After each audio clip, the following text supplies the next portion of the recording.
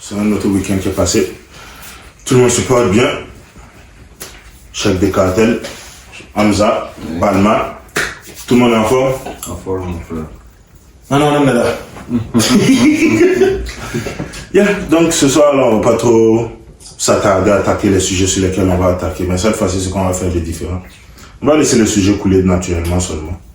Parce qu'avant que ça commence, on a eu, c'est déjà, on sent bien ça ici. Tout le monde a commencé à suivre, même si dehors, il fait presque la neige. Mais on va faire comment? Vous pensez quoi de cette affaire d'éducation politique ou ne serait-ce même d'abord qu'une éducation en général? Enfin, c'est un sujet on a attaqué un peu en détail la fois passée, mais pas trop de sérieux, quoi. Oui. Donc, directement, qu'est-ce que vous en pensez? Déjà sur le fait que, politiquement, on n'est pas bien éduqué. Académiquement, c'est encore terrible. Donc, en résumé réel, est-ce que le jeune africain devrait insister sur son éducation ou bien il devrait s'éduquer même encore mieux? Qu'est-ce que vous en pensez? L'éducation est toujours nécessaire dans la vie d'un être humain. Voilà, surtout l'éducation académique, l'éducation et politique. Mais de nos jours, je vois que l'éducation, je pense, l'éducation doit être beaucoup plus l'auto-éducation. Chacun doit s'éduquer soi-même, surtout en politique. Politique et académiquement, on voit que l'éducation académique n'est plus comme elle a été de par le passé. Ça se détériore au fur et à mesure. Et donc, ce que les jeunes peuvent faire, c'est s'éduquer eux-mêmes. Même si tu es à l'université ou tu es en secondaire, nous avons Internet de nos jours, donc ça permet à n'importe quel jeune de voyager sur tous les sujets nécessaires qu'il veut. Voilà, et ça lui permet d'avoir une large connaissance du monde. Et voilà. Et je trouve que ça a un rapport entre le fait que les jeunes ne sont pas éduqués, ou tu trouves que c'est un rapport entre le fait que les jeunes ne sont pas éduqués et ça affecte leur choix politique, ou le fait que les jeunes ne sont pas éduqués, ça dérive du fait qu'on n'a pas un grand taux d'alphabétisation au Burkina. Tu vois? Donc d'abord il y a ça, il y a ce fait que beaucoup de personnes au Burkina ne sont pas d'abord analphabétisées. Et après ça maintenant, tu vois que si au moins une personne sait lire et écrire, il peut maintenant se donner à l'auto-éducation qui est se former soi-même. Voilà.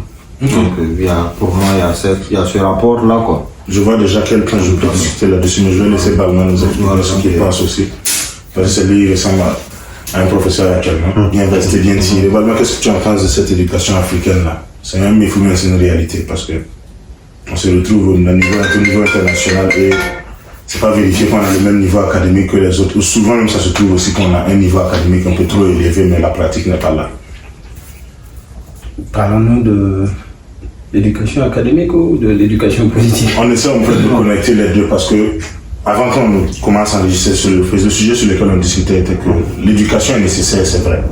Mais c'est à quel niveau maintenant que l'éducation académique et l'éducation politique se retrouvent? Ou est-ce qu'elles sont nécessaires selon ton point de vue? Je pense que l'éducation est nécessaire. Et l'être humain ne peut pas grandir d'ailleurs sans éducation. C'est même obligatoire, je dirais. Mais si on parle de l'éducation en tant que telle, ça c'est carrément obligatoire. Mais l'éducation politique, je pense que ça c'est un choix. D'abord, il faut un intéressement à la matière avant de pouvoir s'éduquer. Je pense qu'il y a des gens qui font complètement la politique qui ne veulent même pas s'y intéresser. Et ça c'est ce que je constate, parce que pour s'intéresser à l'éducation politique, il faut d'abord aimer la chose. Et je pense que ça part de là. Et l'éducation générale, ça c'est un autre aspect. Ça c'est. Ok, laisse-moi t'aider. Okay. Parce que peut-être que je suis trop un peu confus. C'est ça. Okay. Observons par exemple déjà la manière dont on vote actuellement en Afrique. Ok. Notre manière de voter, notre manière de pouvoir discerner nos politiciens, elle est très ambiguë. et aussi tu sens qu'elle est plus affectée par des choses non politiques. Elle est plus affectée par des choses qui n'ont presque rien à voir avec la politique, au fait.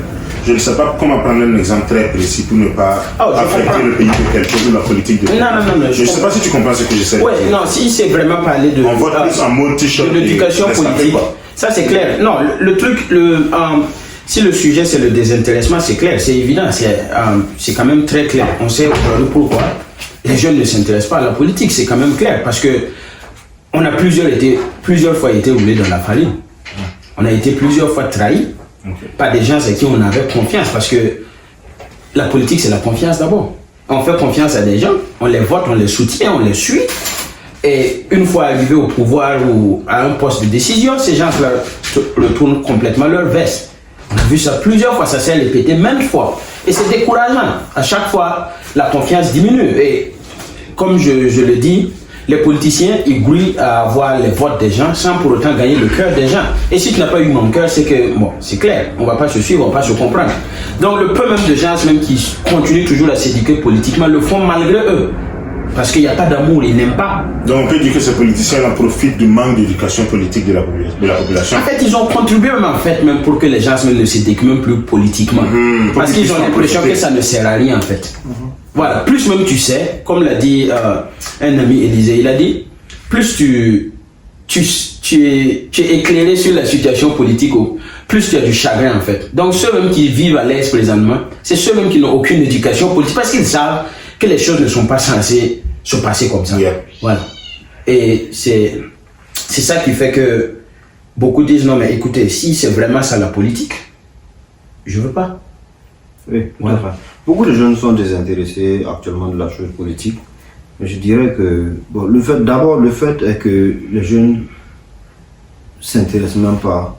C'est-à-dire que ne prennent pas le temps d'apprendre, de s'éduquer, de se former en politique. D'abord, c'est... Bon, je ne sais pas, peut-être d'autres personnes ne se sentent pas considérées comme un politicien ou ne veulent même pas devenir un politique un jour. Donc, pour eux, il n'y a pas besoin de s'informer ou bien il n'y a pas besoin de chercher à savoir quelque chose qu'ils ne vont pas pratiquer demain. Et c'est regrettable. Je dirais que tout jeune, toute personne même dans la vie doit savoir analyser les contours et les détours de la politique et comprendre la gestion même de la société. Parce que même une famille là, c'est une politique. Hein. Dans une famille, tout ce qui se passe dans une famille là, c'est de la politique. Parce que c'est quoi? C'est dans la cellule familiale.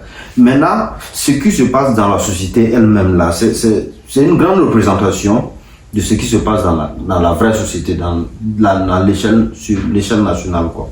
Donc, tout jeune, toute personne même, pour moi, doit faire un pas et apprendre beaucoup de la gestion de la société. Parce que même si tu décides de ne pas faire, de ne pas t'y donner, tu dois comprendre les choses et savoir lire entre les lignes de tout ce qui se passe dans la société. Personnellement, c'est quelque chose avec lequel je ne vais pas trop discuter parce que tu as presque parfaitement raison. Mais le côté où je comprends aussi la peine de la jeunesse, surtout la jeunesse africaine particulièrement, c'est quoi? Par exemple, quand on observe l'état politique, surtout puisque dans le monde, on imite toujours les pays les plus grands. Et actuellement, dans le temps historique dans lequel on vit, tout le monde tend vers les États-Unis. Si on observe les États-Unis, la jeunesse, avant Trump, la jeunesse était désintéressée dans la politique.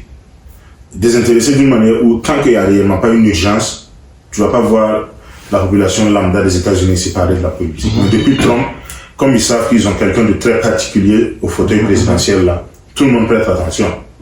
Donc, quand moi j'observe ce qui se passe en Afrique, c'est quoi? Moi je me dis que le jeune Africain éduqué, je ne parle pas de ceux qui ne sont pas éduqués d'abord, le jeune Africain éduqué même il est découragé du niveau où tu continues à t'informer, tu continues à t'éduquer, mais non seulement rien ne change, mais plus tu as mal. Ça veut dire que plus tu sais, plus tu as mal.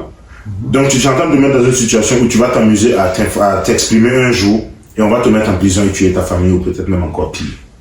Donc d'un côté, moi je comprends pourquoi la plupart des jeunes préfèrent se maintenir à leur argent, savoir qui est le politicien qui veut faire sa campagne, chercher quelque chose, lui donner pour avoir quelques marchés à la fin de l'année et ça s'arrête là. Parce que quand tu observes la politique africaine actuellement, c'est à un niveau tellement bizarre où tu acceptes, on brûle ta maison. Tu refuses, on t'envoie en prison.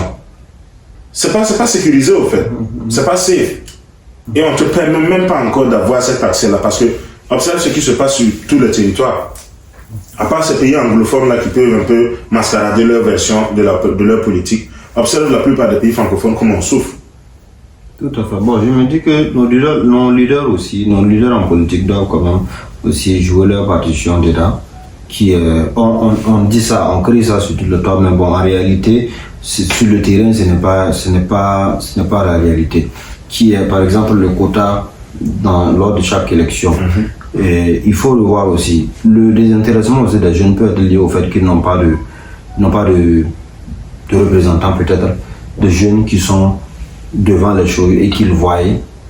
Ça crée aussi un problème. Parce que si les jeunes aussi voient que bon, il y a des jeunes qui font partie de la prise de décision, qui prennent des décisions, qui sont dans les différents gouvernements, qui sont dans le truc, à l'Assemblée, qui font partie, qui participent activement à la vie de la société, peut-être que ça va encourager aussi d'autres personnes à s'intéresser aussi davantage à la chose.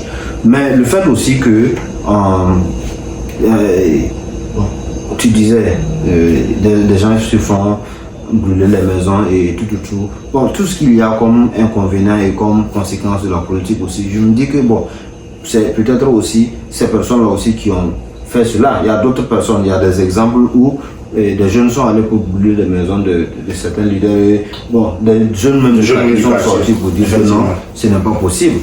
Tu vois, non? Donc il y a aussi l'être humain aussi que tu es.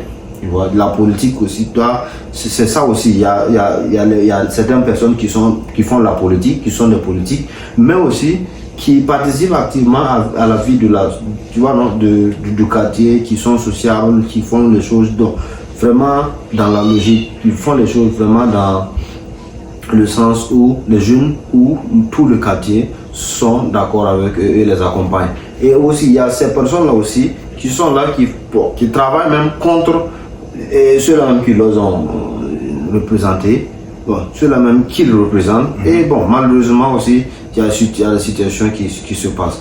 Donc, mais il faut se dire que la politique, c'est quelque chose que toute personne doit s'intéresser à la politique. Peut-être ne pas physiquement te donner et activement te donner, mais chercher à comprendre tout ce qui se passe en politique. C'est nécessaire, c'est très important. Sur ce point, en tout cas, je ne peux pas discuter parce que c'est là-bas que je voulais essayer d'en venir, puisque normalement et obligatoirement, toute personne doit être très informée sur la politique locale et la politique internationale, parce que ça va toujours affecter aussi la politique locale. Mais où je voulais en venir, revenant sur la population, la jeunesse africaine, ne trouves-tu pas que c'est encore plus nécessaire que s'il y a un certain investissement même qui serait même voté ou créé, que ce soit plus sur un autre secteur, parlant par exemple de la tech, comme on dit tech en anglais, en français, genre investir sur la technologie, ou quelque chose d'autre, ne serait-ce que même industrialiser nos systèmes d'irrigation, nos systèmes de ferme, quelque chose comme ça, mais quelque chose de pratique, parce que je me dis que réellement la politique là, avec les Africains, elle est arrivée à un niveau où la plupart de ceux qui sont informés, ils nous donnent maintenant les mauvaises informations. Ça veut dire que les informés créent des propagandes pour les non-informés. Tout à fait. Et je me dis que si on pouvait arriver à un niveau où on a un système indépendant par lequel chaque citoyen peut mettre un effort et pouvoir nourrir sa famille, chaque citoyen peut mettre un effort et pouvoir s'éduquer, ça veut dire des systèmes de formation technique, des systèmes de formation, comme on le dit, pour ces fermes et consorts là. Je trouve que ça sera un investissement plus sécurisé pour l'Afrique. Parce que la politique et l'Afrique, jusqu'à preuve du contraire, les 60 ans qu'on a eu comme indépendance en Afrique, là, jusqu'à maintenant, ça nous avance 2 pas, ça nous ramène 4 pas en arrière. Ça nous avance 5 pas, ça nous ramène 10 pas en arrière. Mais si on pouvait investir plus sur la population, là, même quand la politique ne va pas, au moins la population a une certaine stabilité économique, quoi. Je ne sais pas si ça fait du sens. C'est quand même c'est bizarre parce que en politique ça ne va pas, ça ne va pas partout. Ok. Vous confondez pour moi faire la politique et s'intéresser à la politique. Ok. Voilà. Tout à fait. Comment ça? Parce que ce que j'essaie de dire, c'est quoi? Au lieu qu'on mette plus d'emphasis ou au lieu qu'on mette plus de force sur une éducation politique, pourquoi ne pas mettre plus une force ou un investissement, même si possible, sur une éducation sociale. Non, par l'éducation politique, on ne dit pas qu'on va ouvrir une école. Et puis, les gens vont venir s'allier et puis venir prendre des cours en politique. Je pense pas que c'est ce qu'on veut faire. C'est ce que moi j'ai un peu compris en tout cas. Ah oui. C'est ce que j'ai un peu compris. Ah non, pas forcément. Non. Ce qui est seulement politiquement, c'est de savoir réellement qu'est-ce qui se passe, comme il a dit au départ, ce qui se passe dans ta communauté, ce qui se passe dans la ville, ce qui se passe dans le pays, quelles sont les tendances, qui représentent quoi, qui se bat pour quel principe, pour quelle idée, pour pouvoir t'aligner derrière ces gens-là, ou bien toi-même représenter ou bien participer à telle et telle activité. Voilà, imagine tel opposant, telle personne s'oppose à ceci, cela. Toi, par exemple, tu veux sauver l'environnement et tu pars militer auprès de quelqu'un qui est capitaliste, je pense qu'il y a un problème. Voilà, donc il faut déjà savoir ce qui se passe. Mais je pense qu'il faut parler de se désintéresser à la politique. Il faut voir déjà que c'est même déjà très difficile de s'intéresser en fait. Vu la façon dont c'est fait. Pourquoi tu dis ça? C'est difficile de s'intéresser à la politique parce que ce n'est pas pratiqué la politique c'est pas pratiqué normalement. En Afrique ou dans le monde? Non, je parle pas dans le monde. Okay. Dans le monde même, personne même, d'ailleurs même ne pratique la politique exactement comme ça doit se faire. Donc c'est une chose générale. C'est une chose générale, mais il y a des niveaux encore. Et chez nous, c'est encore plus bas comme niveau. Parce que si toi tu as été à l'école, tu as appris par exemple que ton pays est en démocratie et que c'est la population qui vote et qu'on doit choisir une personne pour nous représenter, ainsi de suite, et que cette personne, une fois votée, qui jure sur la constitution de représenter les intérêts de la nation, doit s'en tenir à ça. Mais bon, tu vois qu'on vote la personne, et la personne fait tout sauf tenir ses engagements et les promesses que la personne a fait. Et tu dis, bon, là, il y a un problème. On t'a élu sur la base de ça et ça et ça. On ne voulait pas seulement que tu nous représentes. Voilà. Et on pensait que tu avais un plan et un programme pour exécuter, mais ce n'est pas le cas. Tu places des gens que tu connais, tu places des amis, il y a les caisses qui se vident, ainsi de suite. Et ça fait mal. Et tu te dis, bon, peut-être que c'est lui. Tu changes quelqu'un d'autre, la personne vient faire la même chose. Ou pire. Et dès que la personne rentre, la personne ne le sort plus. Moi, je pense que, par exemple, quand on parle de la politique et la jeunesse, le Burkina Faso a toujours été dirigé par des jeunes, comme je l'ai dit. Si on regarde l'histoire de nos dirigeants, la plupart ont tous été présidents avant 40 ans. Ils ont occupé des postes ministériels dans la vingtaine, des postes à grande responsabilité. Voilà, la plupart. Moi, je ne suis pas trop informé là-dessus. Ok, la plupart. Okay. Voilà, la plupart. Alors, donc, qu'est-ce qui s'est passé? C'est autour des années 90 que tout a changé. Après Thomas Sankara, il y a beaucoup de choses qui se sont arrêtées. Quand vous dites que vous n'étiez pas informé, si vous prenez quelqu'un comme Maurice Yameugho, qui à 23 ans était déjà le responsable de la haute volta auprès de l'Afrique occidentale française, ainsi de suite. Il était placé par la France, mais... Et aussi, comme je le disais, si vous voyez, d'autres ont été présidents pendant 6 mois, comme Jean-Baptiste, 2 ans, d'autres 6 ans, comme le premier président Maurice Yameugho. Et à chaque fois, il y avait des groupes de jeunes qui étaient prêts à remplacer. Et ils n'avaient pas, il n'y avait pas une formation qu'on donnait comme ça. Ces gens-là se formaient et dès qu'au premier dérapage seulement, boum, tu es écarté. Et il y a un autre groupe qui se positionne. Mais tout s'est arrêté en 90. Avec Blaise Compaoré, il y a eu un groupe qui a accédé au pouvoir, un groupe de jeunes d'ailleurs, d'accord, arrivés au pouvoir dans la trentaine, eux tous, et qui se sont maintenus là-bas encore 30 autres années. Et durant ces 30 années, c'était des générations qui se formaient et toute tentative pour remplacer ces gens-là avec de nouvelles idées ont été vaines.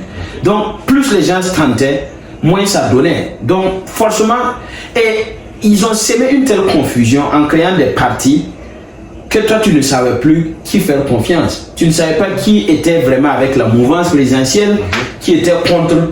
Et ça a tellement sémé de doutes que les gens étaient complètement confus. Donc, ils ont abandonné. Aussi, quand tu vois que toi, tu t'es éduqué, tu as bien regardé, tu as bien observé, tu as vu que par exemple X représente mieux les intérêts de la nation que Y, et tu es prêt à donner ta voix, et on te contourne pour aller auprès des gens qui ne savent même pas ce que c'est que le mot démocratie, qui n'ont jamais été à l'école, qui ne savent même pas c'est quoi même voter. Là où on les montre un logo, on dit non, mets ton doigt là-dessus.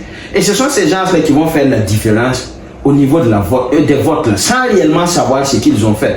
Donc on utilise des gens qui ne sont pas éduqués contre des gens qui sont éduqués. Et quand ceux qui sont éduqués ont compris qu'ils ne font plus le poids, avec ceux qui ne sont pas éduqués, ils se sont retirés. Ils ont dit, bon, de toute façon, ma voix ne compte pas, parce que ceux qui vont réellement voter là, c'est des gens qui vont prendre des t-shirts, c'est des gens qui vont prendre des 2000.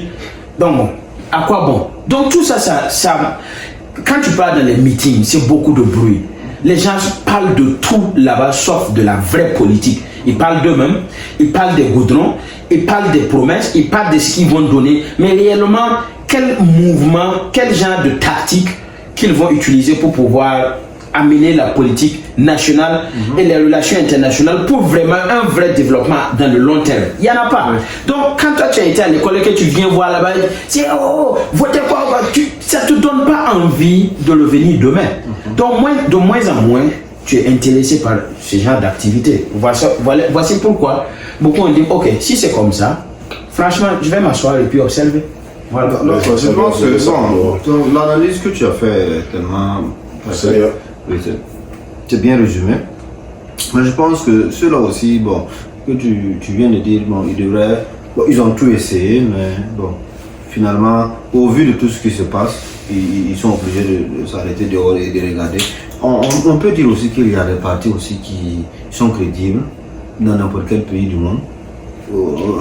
Si on prend au Burkina, je ne vais pas citer, mais je suis sûr qu'il y a des partis qui sont crédibles, tu regardes sur la composition de leur bureau ou dans leur rencontre, il y a qu'il y a du sérieux, il y a des idées qui se donnent, mais toujours est-il qu'il y a ces personnes aussi qui décident. Un exemple. Bon, je n'en ai même pas donné. Parce qu'en réalité, il n'y en a pas. Non, il y en a. Il y en a pas. Il ne faut pas avoir créé cette discussion. Voilà. On va commencer à citer des noms. Il y en a. Et citer des noms, on va créer encore d'autres discussions dans les commentaires. Voilà. Les gens vont envoyer ce qu'il ne faut pas envoyer. Donc, disons que le fait aussi que la démocratie a joué aussi un grand rôle. Parce que c'est quoi? On parle de démocratie réellement quand il y a un grand taux de personnes alphabétisées. Maintenant, dans nos pays, ce n'est pas le cas. Pas du tout. Ce n'est pas le cas. Donc, pour qu'une démocratie vraie s'installe là, vraiment... Bon, ok, donc vas-y alors. Parce que la démocratie rime avec l'éducation. Yeah. Quand quelqu'un n'est pas obligé d'analyser... Démocrate sans être éduqué? Non. Écoute. Okay. Quand tu ne sais pas, quels sont... Non, écoute. Tu peux être éduqué politiquement sans avoir été à l'école. Ça, c'est très dur. Non. Aujourd'hui, avant, oui. Mais aujourd'hui, en 2020, ça sera très dur. Oh non, si. Bon, si. Il faut t'expliquer. Explique-toi. Voilà. Moi, je pense que déjà, la démocratie, c'est la volonté du peuple. Ok. Voilà. Et ce peuple, c'est un peuple instruit ou pas, c'est toujours sa volonté. Voilà. Ok. Alors, je pense pas que prendre quelqu'un qui n'a pas été à l'école, c'est pas synonyme de quelqu'un qui est quand même bête. C'est pas dire que cette personne n'est pas capable de raisonnement ou de comprendre des explications par rapport à quelque chose. C'est-à-dire que la démocratie comme telle là, ok, citons la démocratie, les grandes lignes de la démocratie, qui est le pouvoir exécutif, législatif et puis judiciaire. Bon, c'est pas des trucs de chez nous. Le citoyen lambda qui est au village ne comprend pas ça. On l'a expliqué. On ne l'a pas expliqué. Mais c'est ça on l'explique pas. Et on lui demande de faire ses devoirs en votant. Et ça, c'est pas. Donc il faut. Voilà, donc c'est pour ça que je te dis qu'il y a une corrélation entre la démocratie, entre l'éducation et la démocratie. Ok, l'éducation politique. Oui, l'éducation politique. Voilà, parce que quand vous dites éducation tout court, ça porte à confusion. Non, il y a des gens qui ne sont pas allés à l'école, mais qui sont intelligents, qui sont même plus intelligents que les gens qui sont allés à l'école. La plupart d'ailleurs. Tu vois, non? Oui. Donc, bon. Donc, moi, je pense qu'il faut qu'on propose, surtout qu'on le voie, c'est-à-dire, ces gens réellement qui votent là, il y a certains pays là où ils exigent quand même un certain niveau de diplôme D'accord? Je pense que, si je ne me trompe pas, je pense que la France est BPC, non? Bon, je n'ai pas de ça. Ok, mais il y a des pays quand même qui ont ont lequel quand même un certain... Pour les votes. Pour les votes. Là, c'est quand même... Ça, c'est dur, hein. Ça, c'est dur. En France, moi, je suis contre C'est ça. ce que je pense. ok, Moi, si vous voulez continuer à causer, moi je vais fouiller Moi, ça. je suis contre ça parce qu'il faut pas... Il faut juste... On peut exercer la démocratie avec ce qu'on a, tout en éduquant aussi nos populations. C'est-à-dire que rien ne coûte à l'État, par exemple, d'envoyer lors des... Par exemple, quand on fait l'enrôlement, là, quand on fait l'enrôlement pour les élections, et il y a une équipe qui est chargée d'aller auprès des populations pour enrôler les villageois, pour enrôler, par exemple, tous ceux qui sont dans la circonscription. Donc, en même temps, cette équipe-là peut dire aux citoyens, par exemple, voilà, par exemple, quand vous votez un individu, voilà les pouvoirs que vous lui conférez. Quand vous votez un individu, voilà ce qui peut-être cet individu-là, au vu de son programme, voilà ce qu'il doit faire pour la circonscription donnée. C'est-à-dire qu'en même temps, en enrôlant les gens, on doit leur dire, voilà leurs droits, voilà leurs devoirs. Et en même temps, ça permet aux populations d'être éduquées, d'avoir un si peu d'éducation politique lors de l'enrôlement. Et ces personnes-là, en donnant leur voix, ils savent quel pouvoir ils sont en train de conférer à la personne qu'ils sont en train de voter. Ça, c'est par exemple, pour moi, une des solutions que l'on peut, par exemple, donner pour l'avancement de la démocratie. Par le Parlement et la patente. Ouais, tout à fait. Mais vous avez dit que vous étiez contre, c'est exactement ce que je disais. C'est quand même, c'est gauche d'empêcher 80% de la population qui n'a pas été à l'école chez nous de ne pas voter. Je dis c'est très gauche. Par contre, ces gens-là ont besoin quand même d'un petit éclaircissement par rapport à ce qu'ils sont en train de faire, c'est tout. Voilà. Et mais il n'y a pas que. Même ceux qui sont souvent même dans les villes et qui ont même les informations, souvent ils ne votent pas en conséquence. Voilà. Moi, à mon niveau, ça c'est au-delà de ce sujet-là. Vous trouvez que les prochains 50 ans, y aura-t-il un changement en système politique en Afrique? On ne peut pas parler pour le monde. Mais trouvez-vous que ça sera toujours la même chose? On part, on vote, celui qui a plus de votes est élu. Vous trouvez que ça sera la même chose d'ici 50 ans en Afrique? Selon vous? Pourquoi pas? Il n'y aura aucun changement. Non, qu'est-ce que tu veux dire par changement? Qu'est-ce que tu veux dire par... Parce que, bon, celui qui a 50% des votes, bon, ça c'est les lois de la démocratie. Donc, ce que je veux dire, c'est quoi? Ce système-là, le mettre en cause. Je ne dois pas le remettre en cause le principe de choses. Parce que, par exemple, si tu observes aux États-Unis ici, les gens sont votés pour Hillary. Oui. Mais le pays des États-Unis était un système tellement développé en démocratie. Même après les votes généraux, il y a les votes. Bon, mais c'est ce que les gens n'ont pas compris. Les États-Unis ne sont pas un pays démocratique. Maintenant, Les États-Unis, c'est une république. Donc, ce que j'essaie de dire, c'est différent. si déjà les États-Unis se prononcent démocrates, ou se prononcent pas démocrates, comment on appelle encore? Républicain, ou en tout cas, ce qu'ils se promotent comme un pays de démocratie. Oui. Bien sûr. Mais le pays, la population générale n'a réellement pas d'influence sur qui devient le président. Et vous pensez que ça c'est seulement aux États-Unis, c'est partout dans le monde? Merci beaucoup. Ne trouvez-vous pas que la politique ne dans les autres pays, mais c'est ça que j'ai dit, ne trouvez-vous pas que dans les autres pays d'Afrique, le système de vote est un système pour juste satisfaire la population générale, et maintenant réellement derrière les portes, il y a un autre système pour réellement choisir qui est président.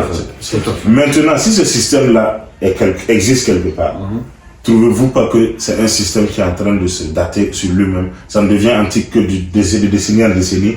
Ça ne fonctionne plus. Parce que de plus en plus le temps avance, de plus en plus les populations sont éduquées. La population américaine n'avait pas l'éducation qu'ils avaient il y a 10 ans de cela. Aujourd'hui, ils sont en train de réagir différemment par rapport à ce vote de collège électoral-là. L'Afrique de la même chose. La révolution qu'on a connue en Afrique depuis les années 2010 jusqu'à aujourd'hui n'a jamais existé en Afrique. Vous trouvez réellement que de toute façon le monde est en train de développer d'une manière très accélérée là.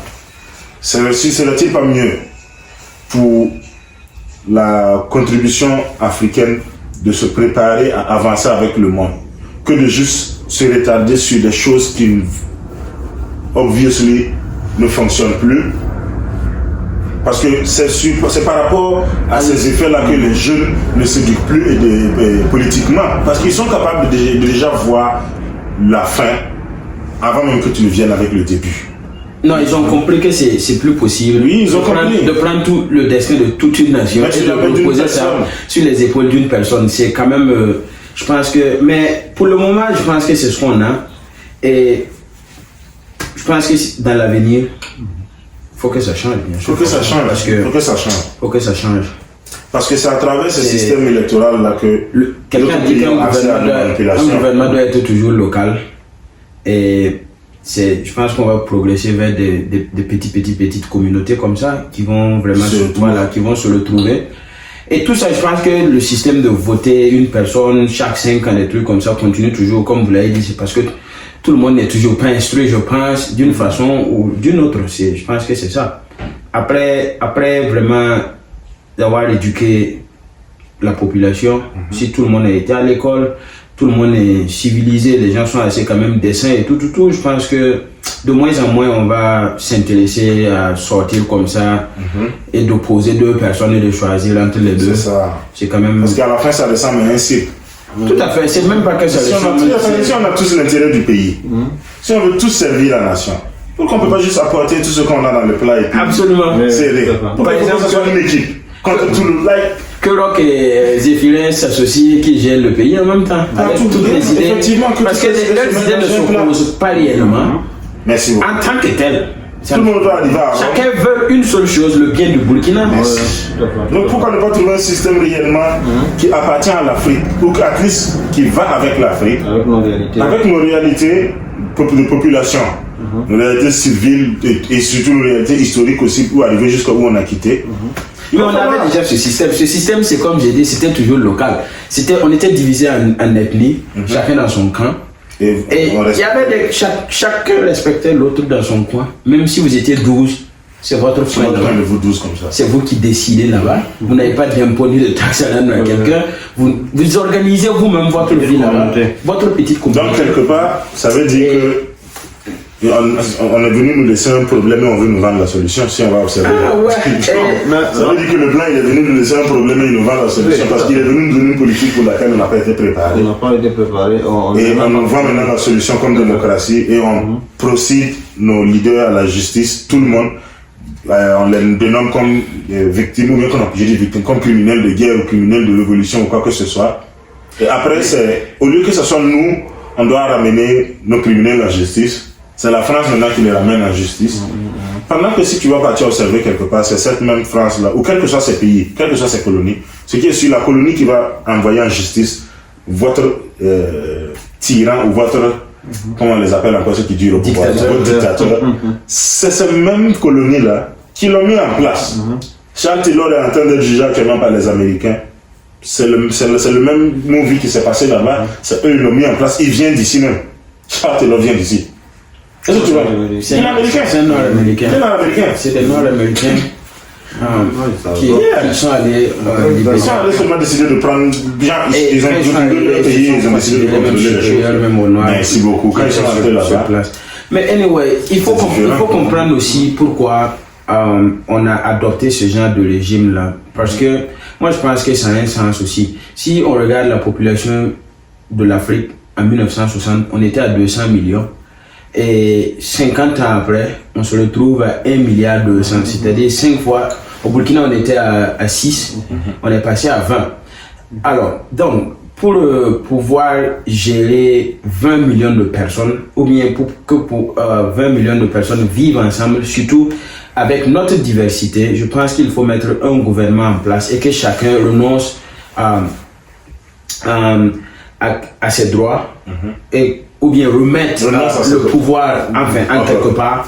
Voilà, parce que vivre en société aussi c'est renoncer à un certain niveau de liberté, de droits et prendre aussi des devoirs, ainsi de suite. Pour le collectif. Voilà, donc je pense que c'est le nombre aussi qui amène aussi à mettre en place ce genre d'organisation pour pouvoir régir certaines choses. Si on va laisser les gens pour qu'ils s'organisent encore en ethnie, en clan, en tribu, je pense que cette fois-ci, c'est avec les armes aussi, ça va être compliqué. Donc il faut continuer avec ce type de gouvernement, mais il faut aller vraiment avec tendre à une bonne gouvernance. Voilà. Et que les choses, comme l'a dit Obama, pas tendre à des hommes forts, mais à des institutions fortes. Et quelqu'un a dit qu'une loi est plus juste que le plus juste des maîtres. C'est-à-dire, une loi ne regarde pas ton visage pour s'appliquer à toi. Elle est là parce qu'elle est là, c'est comme ça. Mais un maître peut juger en ta faveur s'il t'aime ou pas. Voilà. Donc, il faut mettre des institutions qui ne regardent pas ni ton ethnie, ni ta religion, ni ton sexe, avant de déterminer ton avenir ou bien ton sort. Voilà. Donc, les hommes qui sont en place, les leaders actuels, doivent mettre ces choses-là en place, renforcer ces choses-là pour qu'on puisse vivre dans un monde plus juste et équitable. Je pense que la loi existe déjà, c'est que les lois ne sont pas appliquées et on doit les renforcer. Oui. Encore pour ajouter encore à beaucoup. Mais c'est pour dire aussi que bon, le système de gouvernance qu'on a actuellement, on doit revoir beaucoup de choses ont besoin d'être revues. Voilà. Bon, en démocratie, la démocratie ce n'est pas réellement notre chose.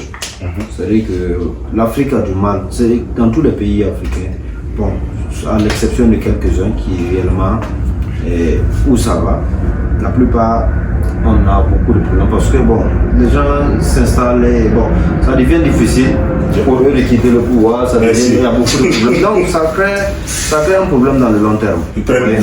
Exactement. Comme 30 ans de pouvoir, par exemple. Bon, moi je dirais pas ça. Donc c'est pour dire que. C'est pour dire, mais acceptons que. Écoutez, acceptons que chaque pays a ses réalités. Okay. Voilà.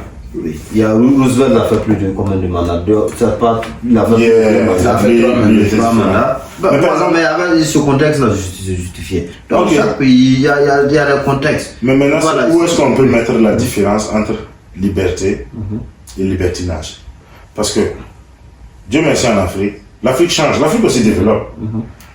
Celui qui vient, le gars là, Kémy Séba qui était au Burkina récemment, qui a parlé mal du président burkinabé. Moi, personnellement, je ne suis pas d'accord avec ce qu'il a fait. Je ne peux pas dire que je ne suis pas d'accord avec ce qu'il a dit, mais je ne suis pas d'accord avec son action. Parce que tout le monde est libre de penser ce qu'il veut. Mais néanmoins, dire ce que tu veux, tu dois trouver une manière respectable de dire les choses. Critiquer un instant politique. Merci. Mais parler d'un président, et toi-même tu as dit au départ qu'il a laissé Macron lui faire ceci, cela, pendant que Macron perd son fils. Donc tu reconnais qu'il perd, toi aussi ton père. Mais néanmoins, tu lui parles en parlant de ses testicules. Je ne trouve pas que c'est une manière respectable de s'exprimer en Afrique à un père africain. Je peux comprendre s'il était en France, il parle à des Français. Je peux comprendre s'il était aux États-Unis, il parle à des Américains. Mais tu vas venir dans mon pays, me parler à moi comme ça, le président. Réellement, je trouve que l'Afrique est réellement en train d'avancer. Parce qu'il y a 10 ans de cela, il n'allait pas partir vivant. Et tout ça fait partie aussi de l'éducation politique aussi. Il faut savoir parler, surtout quand tu es une figure publique comme ça. Merci. Parce qu'il faut peser tes mots. Et tu ne peux pas parler comme si tu étais dans un cabaret ou bien tu es assis dans un kiosque. On peut critiquer tout en restant poli. On peut faire des remarques tout en restant courtois. Voilà.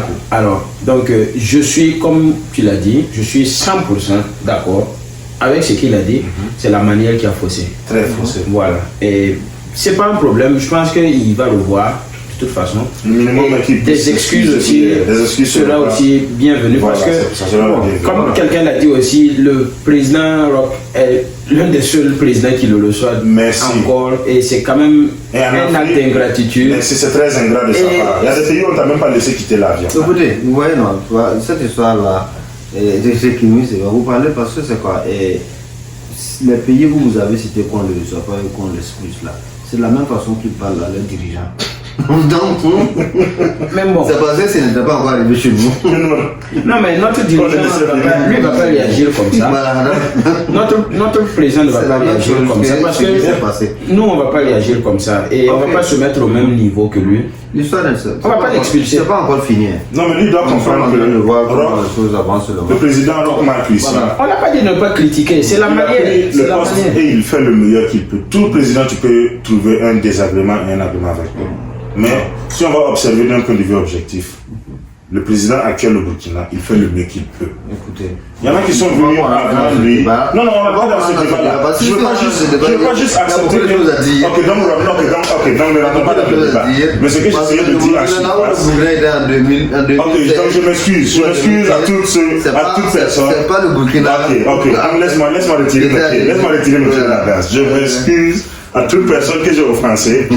Je n'ai rien dit. Tout ce que j'essaie de dire seulement, je ne suis pas content qu'on autorise quelqu'un du dehors à venir à la maison, insulter quelqu'un dans la maison. Mais plus on a dit à cette personne-là de venir entrer. Il n'y a pas quelqu'un de dehors. Non, écoute. On est africain, c'est un frère. Ok, Il est un frère, c'est un frère, mais il y a toujours la maison du voisin aussi, quoi. Non. Je ne suis pas d'accord avec ce qui s'est passé, honnêtement. Je ne veux pas qu'on encourage ces gens. C'était un Burkinabé. On allait réagir de la même façon. Ou encore même pire. Non, moi personnellement, un Burkinabé peut faire ce qu'il veut. Non. Non, un Burkinabé, tu peux parler comme tu veux. Tu es chez nous, tu vis ce que... Par exemple, c'est nous actuellement, un Burkinabé qui est au pays. Normalement, on n'a pas de frontières. Si Sénégal... Non, mais je ne crée pas de frontières. Est-ce que lui parle comme ça au président béninois? Lui parle comme ça au président béninois. Lui, il a déjà parlé des testicules du président béninois.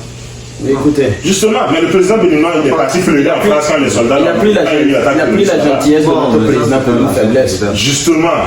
Et moi, je veux défendre notre président. Je ne veux pas défendre notre président, mais je veux le défendre. Pourquoi on va le défendre? On ne le défend pas parce qu'on est derrière lui, on supporte ce qu'il fait. On est tous contre la manière dont c'est été conduit. Parce que s'il était notre papa ou bien une personne de notre famille, on aurait réagi pareillement. Moi, j'ai réagi différemment dans cette situation parce que c'est quoi? Au fait, bon, c'est eux qui étaient les amis. Il est même venu, on l'a accueilli à la présidence. Nous, on ne sait pas ce qu'ils se sont dit. Et maintenant, il est revenu une deuxième fois. Nous, on ne l'a pas accueilli. Nous, on ne sait pas ce qu'ils se sont dit. Non, mais si tu bois la bière avec des petits, c'est normal. Merci beaucoup, c'est ça aussi. Pour moi, ça n'engage que. Donc, je me retire. Voilà. Moi, je ne défends pas. Je maintiens ce que j'ai dit, mais je retire mes pieds de la danse quand même. Parce que ce que tu as dit est très valide. Oui, sur la vidéo. C'est pas quelle était une bonne amitié. Il a dit qu'il était venu pour une première fois où on l'a reçu. Après, cette deuxième fois, on l'a pas reçu. Non, techniquement, même si tu écoutes la vidéo. On ne peut pas juger ça sur la base de l'amitié. Nous, c'est pas notre problème, l'amitié, l'accord qui se trouve entre Kémy et puis notre président. Notre problème se trouve au niveau de la majorité des Burkinabés ont voté un individu et c'est nous manquer complètement de respect en manquant de respect à cette personne. C'est tout. Et les étudiants qui étaient en train d'applaudir là, dans la salle, qu'est-ce que vous pensez de... Justement, c'est eux je ne veux pas les qualifier, mais je pense que ça ne doit pas être des personnes très éduquées politiquement. Non. Je pense pas. Il n'y a pas ça. Je pense pas. C'est mon avis. Je ne pense pas qu'ils sont très éduqués politiquement. Parce que tu applaudis du vide. Ils sont manipulés politiquement, si on peut le dire. Preuve de manque d'éducation politique.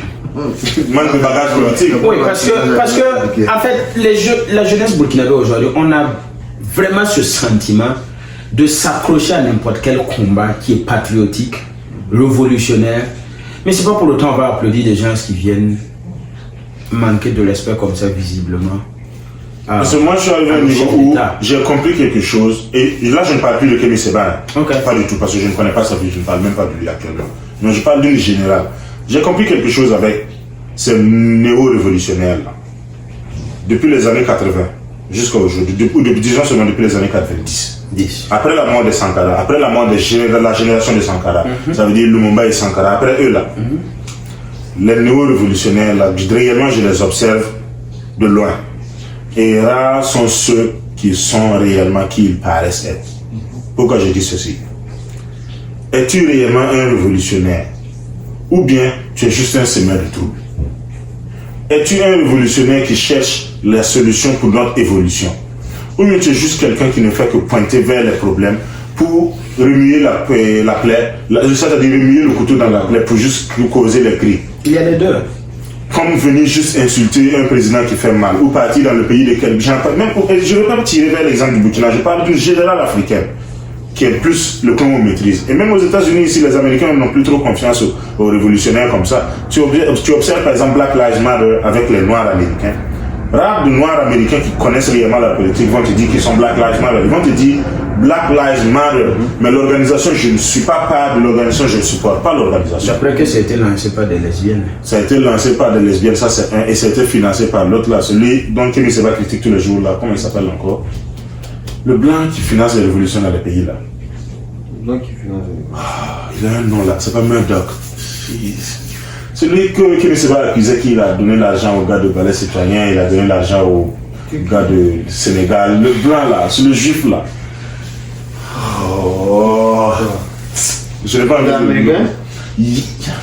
Oh, je ne sais même pas comment commencer à le Google, mais il a beaucoup de grandes organisations, un billionnaire, qui ne sait même parler de lui constamment. C'est pas Dupont, mais il fait partie des richesses du monde, des gens, les familles riches du monde là. Ok. Mais basically, il fait partie de l'une des personnes qui a financé beaucoup de mouvements dans ce monde-là. Ça veut dire, ce que j'essaie de dire est que Black Lives Matter, le mouvement qui protège les PD, le mouvement de gilet jaune, c'est gilet orange, le mouvement de balai citoyen, le mouvement au Sénégal, ça a les mêmes financiers. Yeah. Ça a les mêmes financiers.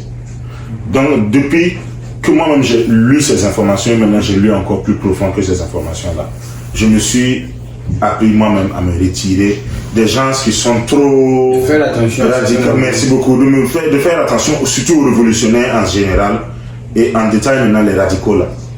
Ils ont toujours un agenda caché. Ils ont toujours une intention.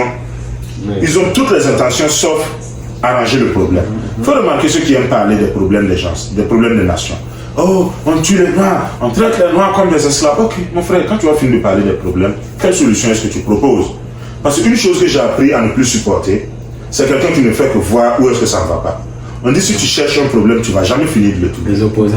Tu vas le trouver tous les jours. tu vas trouver les problèmes tous les jours. Non, je ne parle même pas des opposants, parce que moi, je ne m'identifie plus avec cette histoire d'opposants et partis au pouvoir. Là. Je vous identifie tous juste comme des participants du jeu. Pour moi, c'est devenu un jeu. À l'âge où j'ai atteint... C'est une scène. C'est une scène, c'est un théâtre. La scène politique. Merci beaucoup. C'est un théâtre. On joue le rôle, on n'est pas derrière la scène et on cause. Et vu que c'est la... Ça ne devrait pas être la haine aussi. Mais si je n'ai pas dit ça va être la haine, mais vu qu'il y a un système de manipulation là derrière, moi personnellement, je préfère observer directement mon politicien, juger mon politicien de moi-même, que d'écouter un autre qui n'a jamais eu un poste politique mais qui se prend pour un révolutionnaire, un nouveau Kinta Kinte ou un nouveau Malcolm X. Je ne vais jamais t'écouter. Ou plutôt, je ne vais jamais t'autoriser à affecter mes décisions politiques. Tout à fait. Parce que, qu'est-ce que je fais maintenant de nos jours là? Dès que je t'observe, la première des choses, je me demande où est-ce que tu trouves à manger. C'est très important. C'est quelque chose qu'on ignore. Moi, la première des choses que je me demande, c'est où tu trouves à manger et c'est où tu trouves l'argent pour payer ton loyer. Je me rappelle d'une phrase que vous m'avez dit, que quand vous voyez un jeune qui a beaucoup acharné par la politique, vous avez pitié de lui. Très pitié, parce qu'il ne sait pas réellement ce que même ces politiciens-là le font. Rares sont les politiciens réellement qui vont sortir se déchirer devant la scène et partir se déchirer derrière la scène. Non, ils se déchirent devant vous et pas derrière causer. C'est la paix, quoi. C'est la paix, c'est comme il a dit, c'est la paix. Maintenant, les jeunes qui n'ont pas eu réellement ces bagages politiques-là se donnent toute leur vie à aller contre cette ambiance politique-là et tu perds même ta jeunesse, tu perds le sens de ta vie. Et au-delà de ça, tu es tellement un semeur de trouble que maintenant tu es un danger. Ou plutôt, tu mets ta vie en danger. Chose qui fait que quand quelqu'un vient et il veut semer le trouble dans un pays, il vient nous parler de révolution, cassons tout, brûlons tout, tant qu'on ne nous écoute pas, on est... Non, mon frère, s'il te plaît, allons-y rencontrer les responsables là. Trouvons une loi qui nous arrange nous tous. Trouvons une loi qui ne nous arrange pas, on la supprime et on continue vers une voie. Est-ce que tu comprends? Trouvons des résolutions diplomatiques en 2020.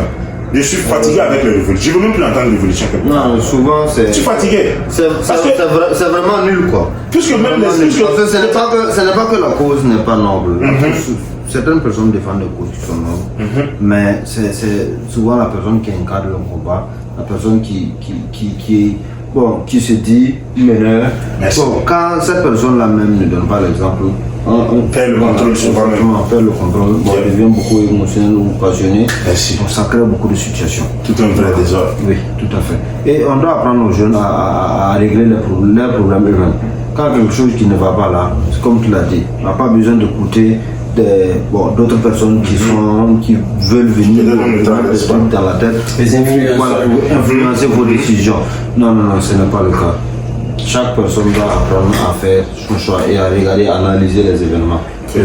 La dernière fois, je pense qu'il y a quelques années de cela même, il y a un de nos compatriotes là, burkinabé qu'on a arrêté, c'est pas au Congo ou à quelque part comme ça, du balai citoyen parce qu'il était là-bas en train de mener des activités. Tu vois ça, tu vois ça. Tu vois. Donc c'est quoi ça? C'est des trucs qu'on doit combattre, c'est pas des choses, genre de trucs qu'on veut. C'est pas des choses à faire. Exactement. C'est pas des choses à faire. Le combat là n'est pas comme ça. Puisque à la fin, vous vous retrouvez juste à semer du trouble. Parce que quand tu observes, la plupart de ces organisations-là, ils ont toujours une vocation honnête. Que ce soit balai citoyen ou quelle que soit l'organisation. C'est-à-dire que la motivation et le but est toujours noble. Comme tu l'as dit, la cause est toujours noble. La paix et la justice, c'est ce qu'on veut. Mais maintenant, quand tu observes ce qui se passe à longueur, durant the journey, c'est pas la même chose. Pourquoi? Parce que vous vous retrouvez à faire les mêmes choses que vous étiez en train de combattre. Vous vous rendez compte maintenant que ce n'est pas facile d'être au pouvoir. Ce n'est pas facile de diriger toute une population. Et quand ils se rendent compte de ça maintenant, au lieu de revenir sur les erreurs qu'ils ont faites, au lieu de revenir corriger toutes les personnes qu'ils ont mis dans le même pas que eux, ils vont juste continuer maintenant à s'enfoncer dans le gouffre parce que la plupart ne veulent pas perdre leur ego, la plupart ne veulent pas se remettre en question. Ils ont déjà un bon nombre de followers derrière eux. 50 000, 100 000 personnes qui sont prêtes à aller à la marche pour toi. Ils sont plus prêts à revenir derrière maintenant, dire je m'étais mal informé. Vous aussi, sur ces conséquences, je vous ai mal informé. Revenons, on va bien s'informer. Non. On continue maintenant dans le gouffre. On continue dans le gouffre. Et ça n'a jamais arrangé personne que tous ceux qui sont hors de l'Afrique. Ça va toujours arranger les investisseurs, ça va toujours arranger les anciens colons. Mais ça ne va jamais arranger l'Afrique. Parce que tout ce qu'on fait, c'est prendre 10 pas en avance, 20 pas en arrière. Prendre du temps encore pour corriger ces 20 pas en arrière là, et quelqu'un va revenir encore nous ramener en arrière. Je suis arrivé à un niveau où... Et honnêtement, je pense que il faut que tous ceux qui se sentent frustrés canalisent cette frustration-là vers vraiment quelque chose de très productif. C'est-à-dire vers un business, vers un travail, la rage de vouloir réussir, que de s'adonner vraiment à des mouvements. Parce que sincèrement dit, 2020, c'est quand même... On est en 2020. En 2020. Les luttes à la Malcolm X ou bien à Patrice Lumumba ou bien des leaders qui veulent se faire assassiner encore, je pense pas que c'est encore... Parce que le truc c'est quoi? Ce qui me fait mal, c'est que ces gens-là portent l'espoir de toute une jeunesse. Et si quelque chose les arrive, ils partent en même temps avec l'espoir de ces gens-là. Et il va falloir encore du temps pour que ces jeunes-là puissent se recréer encore, se retrouver encore. Et alors que si c'était renfermé sur eux-mêmes, s'ils avaient canalisé leur propre frustration et dit moi ok, si mon but c'est d'aider à développer mon pays, je vais utiliser cette rage-là, c'est-à-dire ce qu'on a fait à mon pays, à mon peuple dans le passé, ça m'a pas plu. Et pour que mes enfants ne puissent pas vivre la même chose, dès aujourd'hui, voici dans quoi je vais me lancer, pour qu'un jour, je puisse regarder un Chinois en face, je puisse regarder un Blanc en face, je puisse regarder telle ou telle personne en face et de dire, bon voilà, tu sais, tu n'es pas mieux que moi, tu as ça chez toi, j'ai ça chez moi, je n'ai pas besoin de venir chez toi. Effectivement. Voilà, donc je pense que ça sera déjà bien. Et il faut qu'on arrête de penser réellement qu'une seule personne peut encore conduire ou changer la destinée de milliards pour un continent, de milliards de personnes. Je pense que la lutte doit commencer, c'est personnel. Et on peut arrêter un seul leader, mais on ne peut pas arrêter tout un peuple qui se bat. Tout un peuple en mouvement, on ne peut pas. Et peu importe ces gens-là dont on est contre là, ils ne peuvent pas venir chez nous ou bien dans ton business et te dire écoute, arrête de faire ce que tu es en train de faire. Non. Mais la personne que tu as mis ton espoir dessus, lui, on peut l'arrêter. Un homme sage a une fois dit, sans vouloir te couper, vous pouvez tuer le leader d'un mouvement et cesser ce mouvement-là. Mais vous ne pouvez pas cesser l'esprit d'un mouvement. Ça, c'est ça. Tu ne vas jamais pouvoir tuer l'esprit d'un mouvement. On ne peut pas. Malheureusement, en Afrique, on aime mettre notre espoir sur quelqu'un. C'est culturel. Sur un individu. Sur les rois. Merci. Et ces puissants guerriers. Et on met tout. Et on attend toujours que ce puissant guerrier là. Non, un seul. Il faisait la fierté de tout le village. Et à lui seul, il pouvait laver l'honneur de tout un village. Donc c'est culturel. Ce n'est plus le cas en 2020. Aujourd'hui, il va falloir que un jeune qui compte des millions. Ce guerrier là. Un jeune qui a des millions dans son compte en banque, gêne, vraiment, dépasse tous ces gens qui chauffent sur les réseaux sociaux. Merci. Et ils gênent. C'est ce qu'ils ne veulent pas voir. Yeah. Voilà. Et c'est ce que Un les jeune jeunes qui n'ont pas parle encore avec, compris. qui parle à Dubaï, qui parle aux États-Unis, pas pour rester, mais pour aller vers des business et puis rentrer. Moi, je pense que c'est ça la fierté. Il y a un jeune qui n'attend pas son gouvernement pour faire son argent. Tout à fait. Un jeune qui défie tous les obstacles du moment. Oui. Il arrive à nourrir sa famille et protéger sa famille. C'est ça la vraie révolution. Exactement. Puisque imagine réellement, quelle que soit l'état politique, c'est vrai que ça va toujours affecter la nation. Mais si on est réellement une population de combattants, prenons un exemple à côté, le Nigeria. Le Nigeria n'a jamais été stable en politique. Ils n'ont jamais connu ça. Jusqu'à demain, ils n'ont jamais été stables en politique. Constamment, ils sont en guerre de région. Tout à fait. C'est nous, on vient de connaître Boko Haram et tout ça. Le Nigeria, ils ont été créés avec ça. Ils ont connu les terroristes depuis qu'ils sont créés. Ils connaissent les... Tu te rappelles quand on était petit, on dit tel village au Nigeria a été attaqué, ils ont fait 100 morts à la machette, puis un monde de têtes à côté des pieds. Oui, des bombes qu'ils font avec les gaz butane et tout ça. Quand on était enfant, tu attends ça, tu dis, oh, il faut faire peur au Nigeria, il faut avoir peur du Nigérien, il faut avoir peur du Ibodé. C'est le maintenant que le monde vient de connaître ça. Mais si tu prends exemple sur les Nigériens, ils ont toujours mis un effort sur l'individu. Ils ont toujours mis un effort sur la réussite individuelle et maintenant collectivement, la réussite collective. Tu vas voir que si tu pars au Nigeria, je ne parle même pas des Nigériens ici, tu pars au Nigeria chez eux là-bas, tu vas voir que les groupes de docteurs s'entraident. Les groupes de professeurs s'entraident, les groupes de scammers s'entraident, les groupes de danseurs s'entraident. Tu vas voir qu'ils sont... Est-ce que ça, ce n'est pas un effet culturel? Par exemple, le système français Yango. Je pense que c'est la France qui nous a laissé ces problèmes-là. C'est vrai, parce que regarde même les Ghanéens, regarde même les Sud-Africains aussi, la plupart des pays anglophones, ils ont cette indépendance-là, de ne pas attendre individuelle et revenir à... C'est-à-dire, ils ont cet esprit de communauté sans le gouvernement. Si tu observes les nations anglaises, ils ont cet esprit de communauté sans le gouvernement à aucun niveau. Le gouvernement ne vient qu'à un niveau où maintenant contribuer ou les aider à avancer. Ça veut dire l'effort qui est déjà mis en place. Le gouvernement ne peut jamais les arrêter. Regarde, au Nigeria, tu as des quartiers entiers où la police ne rentre pas. Pas parce que c'est un ghetto, mais parce qu'ils savent que même s'ils rentrent, ils ne pourront pas arrêter le gars. La communauté ne va pas les laisser partir. Et cette même communauté-là, vous allez vraiment entendre qu'ils ont tué un voleur. C'est toujours en règle. Ils vont partir voir la famille du voleur, on va leur donner une dette à payer. Et ces quartiers-là existent au Nigeria, ces communautés-là existent. Ghana, Sud-Afrique. Tu vas aller en Sud-Afrique voir tout un quartier où, depuis le début du 6 mètres, ils savent reconnaître un étranger. Donc dès que tu tournes ta voiture et rentres dans ce quartier-là, tout le monde sait que toi tu es nourriture en même temps. Mais tu ne vas jamais voir quelqu'un de ce quartier-là se faire braquer dans son propre quartier. Donc je conviens avec vous. Je pense que de plus en plus, il faut tendre à de l'évolution sans leader. Et que toi-même, tu opères les choses là à ton niveau. Tu apportes ta contribution. Et franchement, il faut qu'on arrête avec les luttes vraiment violentes. Et ça ne nous fait pas nous-mêmes honneur à la face du monde. Et aussi...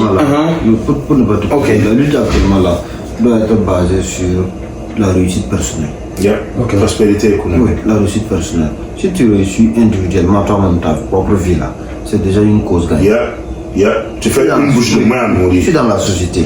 Tout un chacun, toute personne arrive à réussir de façon individuelle. La cause collective serait gagnée. Tout ce quoi nous on se bat pour la serait gagnée. Politique, sociale, économique, tout. Culturel même. Voilà. Donc il faut encourager les jeunes à aller dans cette lancée-là, plutôt qu'à regarder en un leader qui nous inspire du Sankara. Bon, c'est des combats nobles, mais sur le terrain, pratiquement, en 2020 ou en 2019, là, ça ne paye plus. Ça crée une certaine indiscipline. Les gens deviennent de plus en plus compliqués et difficiles à gérer. Parce que tu ne sais même plus où se trouve la tendance, tu ne sais plus ce que les gens veulent. Et c'est pas bon. C'est pas du tout. Voilà. Parce que jusqu'aujourd'hui, si vous allez prendre beaucoup d'autres communautés Ils sont développés et tu n'es même pas capable de citer un seul leader Non, ils sont qui occupés. les a aidés. Ils sont occupés à travailler. La communauté juive. La communauté juive, les Chinois qui sont arrivés aux Merci. États-Unis dans les années 60, Tu vas jamais entendre un leader. ils n'ont jamais eu un seul Ils leader. n'ont pas de leader. Leur Aujourd'hui, leader, ils sont c'est les mieux payés ici aux États-Unis. C'est les plus influencés. Plus de 350 000 étudiants dans les universités. Ils ont complètement réussi, mais La dans population le silence. asiatique occupe les universités des États-Unis comme pas possible. Oui. À un niveau où les blancs actuellement, les blancs des familles riches là, ils sont en train de vouloir créer un système de bourse où on oblige toutes les grandes écoles à prendre ne serait-ce que 10% de blancs par classe. Parce qu'ils se sont rendus compte que Ils sont même à Harvard, les blancs sont devenus une minorité. Minorité. C'est les Asiatiques qui remplissent toutes les grandes écoles Tout à fait. des États-Unis. Tout à fait. Et ils sont les derniers à être envoyés dans un service. Hein. Et les mieux payés dans un service encore. Bien sûr. Et ça n'a rien à voir avec une révolution. Non. C'est à l'échelle C'est une individuelle. évolution. Une évolution. Yeah, Très bien. très Voilà, c'est important. bien dit. Yeah. Et ce sont tes parents qui s'assurent que tu travailles bien à l'école. Thank you. Que toi-même tu ne triches pas même à toi-même ton niveau.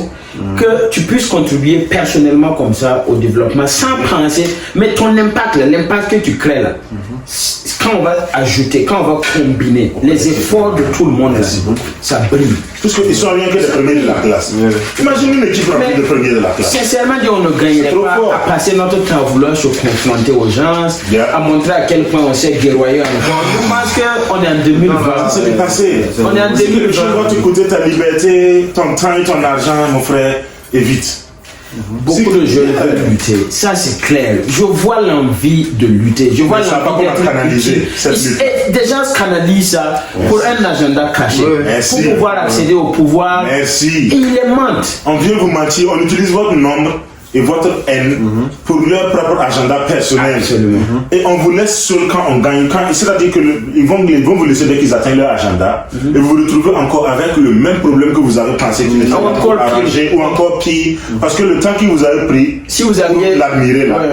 le problème n'a fait que grossir derrière vous. 5 à 10 ans, si 5 à tu 10 avais ans. créé un business, Merci. au lieu de penser que en poussant quelqu'un devant pour que cette personne-là puisse ramener tout ce qu'on avait dans le passé là, Yeah. si tu penses que ça va servir, bon, tant mieux. C'est-à-dire la jeunesse africaine, Tant mieux. il faut réellement qu'on apprenne à être la solution de notre propre problème. Tout à fait. On dit toujours que quand ton problème vient vers toi, il est assis sur ta solution quand il vient. C'est-à-dire, il roule sur ta solution comme cheval.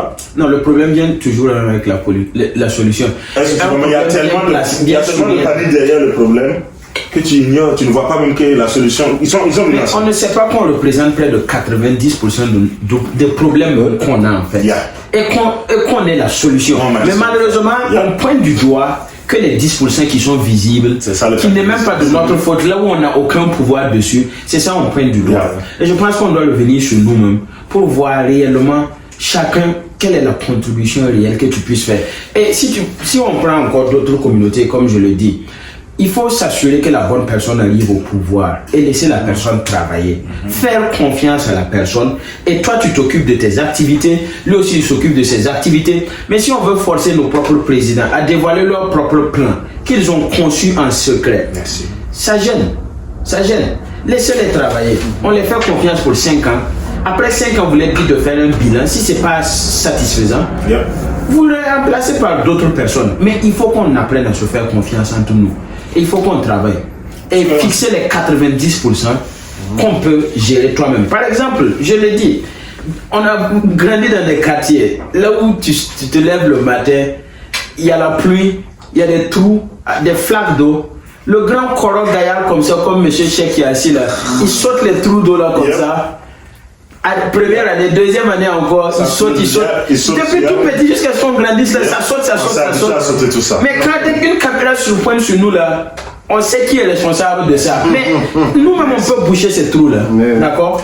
On peut faire beaucoup de choses à notre niveau sans que personne puisse nous arrêter. Et il y a des gens qui ont déjà commencé à Ouaga. Et je félicite. Il y a des quartiers là où des gens ont déjà commencé à prendre leurs propres responsabilités, en nettoyant, en bouchant les trous. Des Burkinabés qui font de la charité, des Burkinabés qui apportent même de l'aide à des Burkinabés, Yep. sans qu'il y ait vraiment de l'aide étrangère ou une aide étrangère ou bien des gens qui ne Et participent ça revient sur le sujet qu'on a commencé au début parlant d'éducation politique. C'est connecté, c'est interconnecté. Pourquoi? Si tu observes aux États-Unis ici, Il y a de ces communautés-là qui vont jamais appeler un président pour se plaindre. Non. Une lettre envoyée à la... Non, qu'est-ce qu'ils font? La première des choses, ils sont toujours présents à toutes les réunions à la mairie. Ils sont présents à tous les votes locaux. On dit même c'est un vote, non? Donc tous les votes locaux, ils sont présents. Ils sont présents à tous les référendums. C'est-à-dire le délégué du quartier, ils le connaissent. Oui, tout à fait. Le délégué de la mairie, ils le connaissent. La secrétaire du maire, ils la connaissent. Tout ça pourquoi? Pour que quand ils vont se lever le matin et que leur goudron est percé là, ils savent directement Qui est responsable de ce quartier, cet arrondissement. Merci beaucoup. Et c'est à quelle réunion il faut aller pour parler. Il ne va pas juste aller attendre que le journal vienne et puis il va insulter son gouvernement. Le gouvernement présidentiel est présidentiel, c'est plus un truc international. Ton gouvernement local est ton gouvernement local. Et c'est là-bas maintenant que notre sujet revient en force pour réellement éduquer-nous politiquement. Parce que si tu es réellement éduqué, tu sais où il faut aller pour la route, où il faut aller pour la lumière, où il faut aller pour la sécurité même. Quand on sera réellement éduqué à ce niveau-là, on va savoir que à un certain niveau, vous pouvez même aller vers votre bureau local avec un bon de dette. Ce qui veut dire que vous pouvez cotiser l'argent dans le quartier. Je ne sais pas, je ne connais pas les lois du pays, donc je ne suis pas en train de dire que c'est possible en Afrique. Je parle juste des informations ici que je connais. Aux États-Unis, ici, il y a un certain nombre de personnes. Si par exemple votre bloc a plus, si le 6 mètres, comme on le dit au pays, a plus de 200 habitants, si tu arrives à avoir plus de 60 votes sur ton, comment on appelle ça encore, les people things qu'on passe dans les neighborhoods pour les référencer là. Si tu arrives à avoir 60 noms qui signent les pétitions. Thank you very much. Si tu arrives à avoir 60 noms sur ta pétition, ça veut dire que si tu 200 personnes, si tu gagnes la moitié, de la moitié, ça veut dire moitié de 100, qui est 50.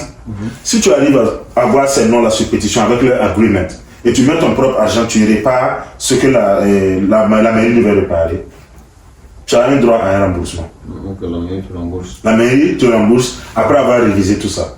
C'est clair qu'ils ne vont pas te rembourser à 100%. Certaines mairies même te donnent des bons de paiement. Ça veut dire, ok, tu as dépensé 200 000 francs CFA, vite, ok, on te donne 25 000 chaque 3 mois. C'est à eux maintenant de décider comment te payer. Mais ce que j'essaie de dire, c'est quoi? Il y a de ces informations-là que la mairie eux-mêmes ne vont jamais venir vous offrir ça gratuitement. Ils savent où est-ce que ça peut vous amener. Tout à fait. Donc si réellement on s'informe plus, on va se rendre compte même qu'à un certain niveau, on n'a réellement pas besoin même d'attendre que le gouvernement vienne nous assister. Et là, comme tu viens de parler de cette histoire de 6 mètres là, quand même, chaque maison ne manque pas de 300 francs pour... On n'a pas besoin d'argent. C'est de la terre avec des brouettes. Non, quand je dis 300 francs là, je veux dire chaque 6 mètres a plus de 5 maisons. Les gens le font. Nous, maman, on a fait ça. Oui, mais tu sais que c'est rare aussi. Tu sais que c'est rare. On a fait ça. Je te promets que c'est rare. Oui, il y a des fois quand même. Vous avez fait ça toujours. C'est parce que dans ton quartier, tu arrives à créer un cercle avec des gens qui pensent comme toi. Toi aussi, tu vas voir que c'est la même chose. Il faut observer même peut-être derrière ton quartier, derrière ton 6 mètres là, comment c'est. Donc, ça, la plupart des gens te disent que le gouvernement a pris l'argent pour ça, si on arrange, ils ne vont pas venir arranger. Oui, et nous on a notre contribution aussi, parce que j'ai dit ça, c'est pas parce que c'est notre travail, c'est notre rôle, c'est à la mairie de s'occuper de ces choses, certes. Mais il faut partir du principe que nous vivons dans un pays pauvre, là où le gouvernement n'a pas tous les moyens pour tout faire. Non, les impôts ne sont même pas respectés. Ça c'est un. Pourtant c'est sur ça qu'on construit pour... Deux. Donc, de notre côté, il faut voir comment nous on peut contribuer. Mais le plus important, revenant sur l'éducation politique, là, il faut qu'on s'éduque pour poser les bonnes questions et mettre les gens qu'il faut à la place qu'il faut. Voilà, pour que le travail soit bien exécuté sur la base du mérite et de la compétence.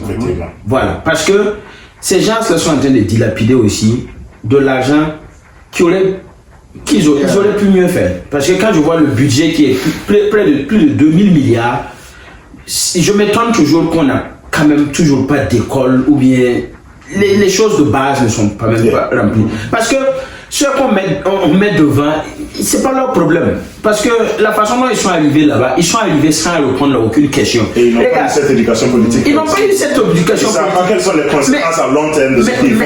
J'ai tendance à dire, aucun politicien ne rentre à la maison en disant, ce soir j'ai fait mon devoir de maison, ce soir je vais voir comment je peux faire pour mieux aider les gens. Ça ne se passe pas comme ça. C'est les gens qui te poussent, qui le forcent à rentrer faire son devoir de maison pour savoir ce qu'il doit faire. Ça, c'est vrai. En lui posant des vraies questions. Si tu pars à une campagne, à un meeting, le monsieur qui vient s'arrêter devant toi pour dire, écoutez, vous me votez, et je vais faire ça. Voilà, tu dis, ok, ça tombe bien. Moi, j'avais des questions pour toi. Quel est ton projet? Quel est ton programme politique? Quel est ton projet? Qu'est-ce que tu vas faire réellement? Ah, prends ton t-shirt et puis tu dis. Non, j'ai proposé les vraies questions. Voilà. Tu lui demandes son programme, tu lui demandes de défendre. Quelle est ton idéologie? Quelle est ta formation politique? Quel est ton background? Quand est-ce que ça va se faire? C'est là-bas, et si tu ne le fais pas, les politiciens ne sont pas éduqués politiquement. Très bien. Mais c'est bon. Comme ça, les compétences vont commencer. Il y a des gens qui sont très compétents. Il y a des gens qui ont déjà cette formation. Malheureusement, ils ne sont pas écoutés. Puisqu'il n'y a pas ce système de sélection qui permet que les compétences montent. C'est seulement ceux qui sont bien connus dans le quartier. La popularité. Ceux qui peuvent organiser quelque chose pour festoyer des trucs comme ça, qui arrivent devant. Mais si on renverse la tendance, là où des vraies questions sont posées aux gens, là où on ne va plus faire des élections présidentielles sans faire des face-à-face, des débats, là où des gens... C'est un débat d'idées, là où ce sont tes idées qui vont t'amener sur le fauteuil. Voilà, pas parce que on t'aime bien, non, on t'aime bien, mais tu sais, l'autre là a plus d'idées que toi, l'autre là se défend mieux que toi, l'autre là a un programme national et international mieux élaboré et pourra nous représenter internationalement même encore mieux que toi.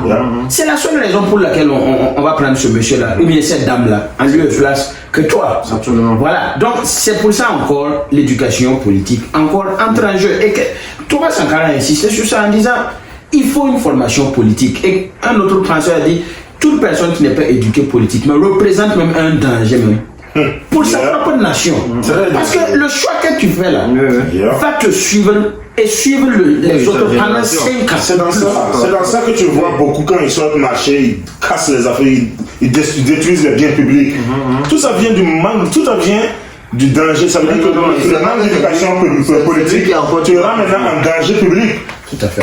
Parce qu'il sort, on te dit viens on va aller voice notre opinion, tu casses le feu rouge de la banque jusqu'à la police où on est en train d'arriver. On brûle les pneus sur le goudron. Et on revient dans 6 mois, on se plaint pourquoi il n'y a pas de feu ici, pourquoi il y a des accidents ici. Là, c'est réellement un danger public quand tu parles à quelqu'un qui n'est pas éduqué. Et vous ne l'avez pas forcé pendant sa campagne à détailler très clairement ce genre de choses. Vous l'avez laissé seulement venir amener des artistes qui ont chanté, qui ont dansé, puis partir, rassemblement. Des artistes internationaux. Voilà, des artistes internationaux.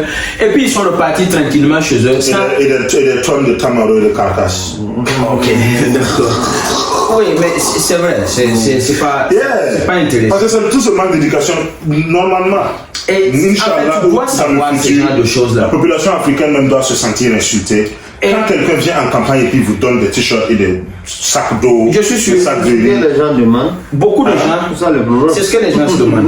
Mais c'est pas ça le problème. Moi je parle pas de ceux qui ne savent pas. Tu vas pas avoir le cas. Je ne parle pas de ceux qui ne savent pas. Même ici les gens font toujours des t-shirts. Les t-shirts c'est pas mauvais. Non, attends, c'est qu'ici on paye. Oui. Ici, c'est pas que tu as la campagne que tu as eu for free. Oui. C'est un support. Tu payes pour le t-shirt. Bien sûr. Mais c'est. Les t-shirts de Trump, les casquettes de Trump, tu payes pour le support. Tu payes. Oui, mais parce que la politique de la personne là, tu te sens à l'intérieur. C'est-à-dire, tu as ton intérêt dedans. Tu sais que si telle personne gagne, voici ce que je gagne. Donc, c'est toi-même, la population même qui contribue même de son argent et non pas l'inverse. Et non pas le politicien qui vient toi te donner de l'argent pour que s'il y a quelqu'un qui cloche déjà, si c'est lui qui te paye pour que tu supportes sa politique, et non pas toi tu payes pour supporter sa politique. Donc ils ont compris que quand je paye un t-shirt, quand je paye une casquette, c'est une contribution. Il y a une réalité aussi, il y a la réalité aussi africaine et il y a la réalité aussi de nos pays qui demandent ça aussi. Par exemple, je veux un peu comparer. Ici par exemple, tu vois, et loin des t-shirts, il faut prendre le mur de Trump là. Le mur de Trump que Trump veut construire pour séparer le Mexique aux États-Unis. Tu sais que sur GoFundMe, Trump a eu des millions de dollars. Oui, bien sûr. Mais encore le mur affecte par exemple la politique interne de quelqu'un. Ce sont juste ses partisans. Chaque monde a son nom d'éduqué politique. C'est ce nom d'éduqué mais certains ont vu leurs intérêts dans ça. Avec le slogan que les Espagnols viennent ici prendre leur boulot, les Mexicains viennent ici, ils abordent la violence, le crime. C'est la propagande qu'il a utilisée pour pouvoir dresser cette histoire de mur là. Donc nous aussi on doit voir chaque personne qui vient comme ça, il faut l'écouter très attentivement. Et comme j'ai dit, c'est le fait aussi qu'on est désintéressé là. Ça les bénéficie, ça les arrange qu'on fasse autant de bruit sans réellement connaître pourquoi on le fait. Imagine, si tu pars dans un meeting, tu vois un jeune comme Hamza qui a des idées, qui défend. Le gars, il te le sent, il crie pas, il parle pas très fort. Il te parle, il dit mais c'est quoi ton problème? Quel genre de difficulté tu rencontres? Tu le fais un bilan, un rapport. Le gars, il prend note. Vous discutez des idées entre vous. Demain, tu as envie de venir encore. Mais pourquoi les gens ne parlent pas? Moi, chaque fois que tu pars à un meeting, tu ne peux pas m'avoir là-bas. Parce que la façon dont c'est fait, c'est dégoûtant. Ça crie fort. Ça parle de tout. Sauf, on va venir mettre des goudrons, on va venir mettre des quoi, on va vous donner des parcelles. J'ai dit, mais écoute, non, calme-toi. C'est pas ça. Mais tu veux pas des parcelles? Non. Les gens, écoute-moi. Des goudrons. Et vous, là, il ne veut pas que vous gagnez des parcelles. Des goudrons qui auront des trous avant que ça soit inauguré. Oh, j'ai partagé la photo là. Quelqu'un a partagé une photo où le nouveau goudron de Dédibou, c'est où là? C'est qu'on a inauguré en juin 2019, tout de suite là. Oh, ok, Il y a déjà des trucs, j'ai en train de regarder. Ça, quand il y a Mini Benien là, ou bien un autre de vos amis qui a partagé ça, j'ai vu juste aujourd'hui ce matin. Il faut que les jeunes envahissent. Le goudron a déjà des trous. Il faut que les jeunes. Transparents. Les jeunes envahissent les partis politiques. Oui, ce que je voudrais ajouter sans oublier, ça va dans le sens de ton idée. D'accord. C'est pour quand quelqu'un vient et dit promettre tout ce qu'il veut promettre là, demande-lui comment il y compte à faire. C'est-à-dire que, voilà, comment tu comptes exécuter tout ça. Mon grand frère a dit, tu ne vas jamais voir quelqu'un qu'on a escroqué, ça va la caractériser. C'est toujours comme ça. Si quelqu'un vient te promettre beaucoup de choses et que tu sens que ça là, c'est trop beau pour être vrai, c'est que c'est clair. Ça va pas venir. Mais on ne peut pas croire naïvement comme ça. Mais il faut, pour stopper les choses là, il faut que les jeunes sachent que le Burkina a toujours été dirigé par des jeunes. Et il faut qu'on revienne encore sur la scène politique. Il faut qu'on rentre dans les partis, qu'on demande un peu d'ordre dans la politique, qu'on demande quand même, pas que les gens se rapprochent un peu de l'idéal quand même, de la démocratie, qu'on respecte quand même le droit des gens, que les choses se fassent clairement entre nous. Mais il faut une implication même carrément de la jeunesse même. C'est la seule façon possible. Obligatoirement. Et dans le futur, ça doit être un requirement pour toute partie politique, quelles que soient les différences. Avant même que tu ne commences la campagne là, pour nous dire, si ton candidat ne gagne pas, quel autre candidat est-ce que tu penses qu'il est vaillable? C'est quoi le mot en français encore? Un candidat valable? Valable. Voilà, c'est quel autre candidat hormis ton parti là que tu trouves valable pour le pouvoir? Si tu n'es pas capable de nous donner une réponse justifiée et expliquée, toi on ne va même pas te laisser faire une campagne. Il faut maintenant qu'on soit capable de réellement avoir des partis politiques qui savent que leur seule différence qu'ils ont, c'est les idées en général. C'est-à-dire leur différence est le chemin. Tout le monde va arriver à Rome. Il faut qu'on puisse reconnaître ça. Et arrêter de se chamailler, arrêter de se bicoter et comprendre même que même la population n'est plus bête comme ça. C'est pas parce qu'on va juste se chamailler devant eux qu'ils vont voter quelqu'un dans nous. Non, on n'a jamais été même d'ailleurs. C'est un abus de confiance. C'est ça. Qu'on se respecte et qu'on respecte la population qui va nous voter. Qu'on vienne devant et le dit clair. On a des différences sur la route, mais on veut tous la même destination. Tout à fait. Voici mon plan, voici son plan, voici leur plan. Votez celui qui vous plaît, quelle que soit la personne que vous allez voter là. On va make sure que nous tous ici là, qui voulons ce poste là, on va make sure qu'il fait le boulot qu'on allait faire. D'une manière ou d'une autre. Mais on va l'assister et on va le tenir responsable. Ça veut dire qu'on va être là pour make sure qu'il met sa part. Et on va être là aussi pour make sure qu'il prend certaines de nos bonnes idées. Oui, si vous ne pouvez pas être capable de faire ça, il va falloir, comme beaucoup de ceux qui rentrent, il va falloir qu'on complique l'accès aux campagnes présidentielles. Mais bien sûr. Parce que n'importe qui, si tu as 10 millions seulement, tu peux faire une campagne présidentielle. Parce que c'est trop facile de faire. Oh non, regarde ce qui arrive aux États-Unis actuellement. Avec Trump là. Oh non, il va falloir que réellement on crée un système où pour être président, il y a un minimum. Le système est déjà là. Tous les jeunes qui ont envie de ramener encore cette révolution là, qui ont envie de porter encore très haut le flambeau du Burkina Faso là, infiltrer les partis et remettre de l'ordre dans ces partis. Infiltrer les partis, donnez vos idées, participez. Devenez vous-même acteur même du mouvement même carrément qui suit. Parce que c'est les partis politiques qui déterminent les choses et on se tient loin des partis politiques et on est en train de combattre les symptômes et non pas les choses à la racine. Pourquoi ne pas t'engager toi-même? Prends ta carte de membre, participe aux réunions, dis non, écoutez, je ne suis plus d'accord, change les choses toi-même. Et localement, que les Juifs ont toujours fait depuis le début de l'histoire, ou en tout cas depuis qu'ils ont la capacité de participer. Même si vous n'avez pas participé activement ou publiquement, tout le monde a un intérêt. concertez-vous en privé, choisissez votre candidat, cotisez de l'argent pour réellement soutenir sa campagne. Allez-y mettre ça dans sa poche avec l'intention qu'il va aussi, vous aussi, soutenir votre intérêt quand il aura cette position-là. Ça veut dire supportez-le économiquement pour qu'il vous supporte politiquement. Ok, ça ne laisse pas arriver très tôt chez nous. Donc, c'est pas aussi simple que ça. Okay. C'est pas aussi simple que ça. On a en tout cas où le terrain commun. C'est-à-dire, il faut comprendre vraiment les jeunes. Il faut qu'on se comprenne. On est déçus. On est déçus, très très déçus de la façon dont la politique est pratiquée. Si on prend l'exil comme solution, c'est parce qu'on en a marre. On ne sait pas où est-ce que ça mène tout ça. Yeah. Ces gens-là sont censés nous représenter. Yeah. Ils sont censés prévoir. Gouverner, c'est prévoir. Ils sont censés prévoir les choses à l'avance. Ils sont censés corriger les choses qui existent déjà. Mais regarde, chaque année, le gouvernement burkinabé et l'État burkinabé produit des jeunes sans avenir chaque année. Chaque année. Oui. Qui sortent, qui ne vont pas travailler. C'est déplorable quand même. Et tout ça, on est toujours assis et on les regarde faire.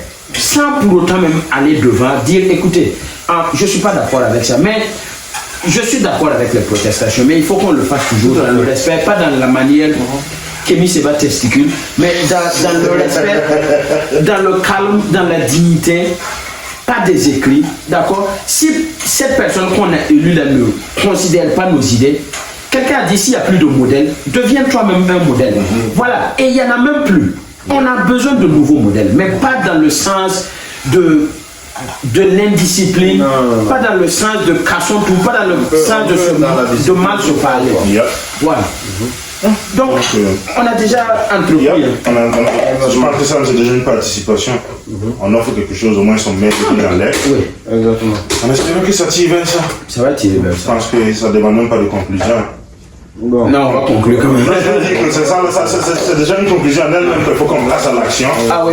Participons, que chacun participe dans ses votes locaux, que chacun participe dans ses réunions, dans les réunions de sa mairie, dans les réunions de sa partie politique dans lesquelles il intéresse, et dans les réunions même des partis politiques au pouvoir. Et puis avoir les idées même pour proposer. Parce que le problème, c'est qu'il manque aux jeunes au pays, c'est quoi? C'est les idées, c'est l'éducation d'abord. Réellement savoir ce qu'il y a.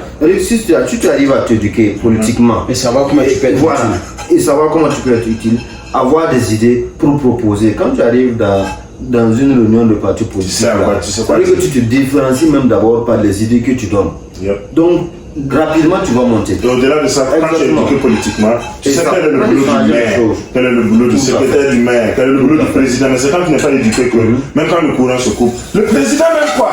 Voilà, c'est ça le problème. Donc on remet tout sur voilà, des trucs, certaines personnes âgées. Et c'est ce que je veux dire. C'est-à-dire que, bon, je veux juste dire que... Non, tu peux faire la conclusion. Voilà, en même temps, ce qui me concerne comme conclusion. Donc, c'est-à-dire que les jeunes là, que ce soit en politique ou dans la vie active, on doit apprendre à prendre nos responsabilités. Ça veut dire qu'on disait, on disait bien avant, 90% de tout ce qui nous arrive, c'est nous-mêmes, et 10% ça vient d'ailleurs.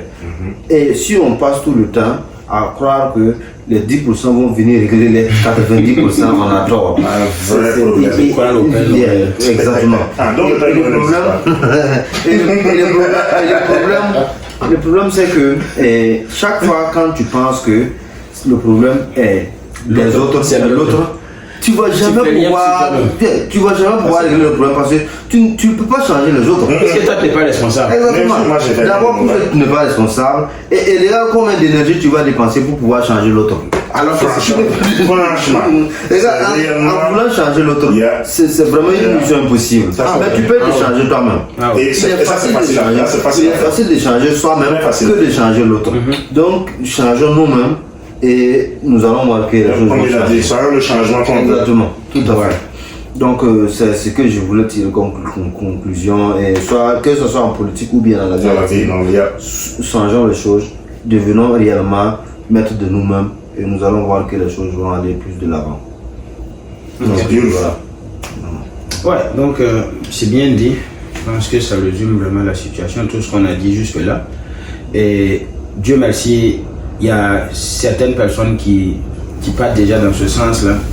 Et d'autre part, on aimerait réellement que tout le monde, les gens s'éduquent politiquement, en commençant par connaître même ce que c'est que même la constitution même du Burkina Faso.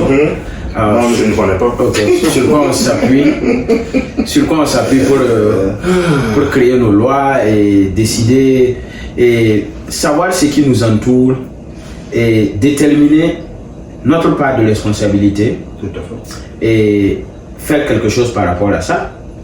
Et pour l'autre là, ça va venir. Si l'autre te voit changer, ça peut aussi le motiver aussi à changer. Et je disais tantôt, il faut faire la différence entre s'éduquer politiquement et être impliqué politiquement.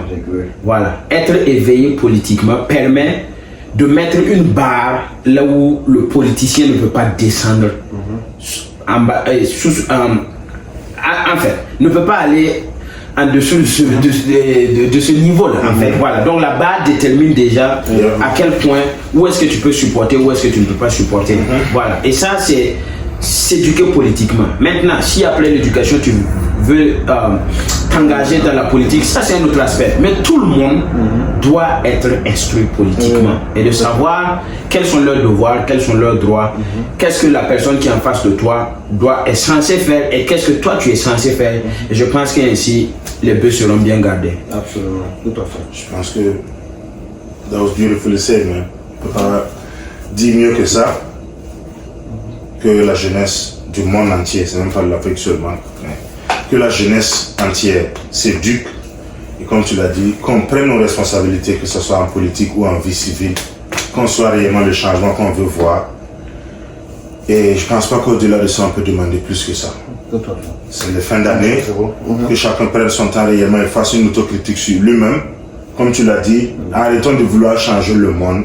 C'est du boulot très compliqué et difficile. Changeons-nous personnellement. Tout ce qu'on voit compliqué dans le monde, retrouvons ça en nous-mêmes pour la nouvelle année et pour le reste, et changeons nous-mêmes. Améliorons-nous pour pouvoir être plus éduqués et savoir choisir nos politiciens.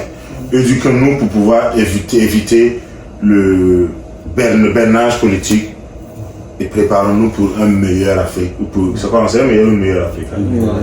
Voilà, better Africa. Et au cas où on ne se retrouve pas avant les fins d'année, on veut passer de très bonnes fins d'année.